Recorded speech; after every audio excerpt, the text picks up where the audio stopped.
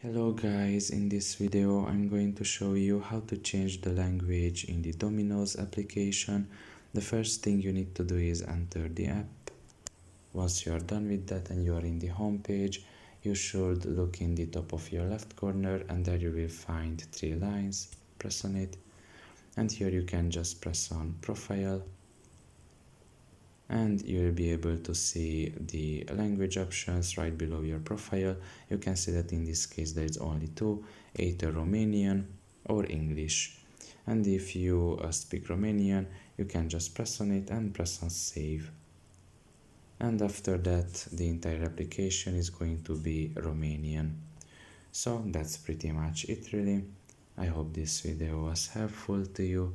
Thank you for listening and see you next time. Bye bye.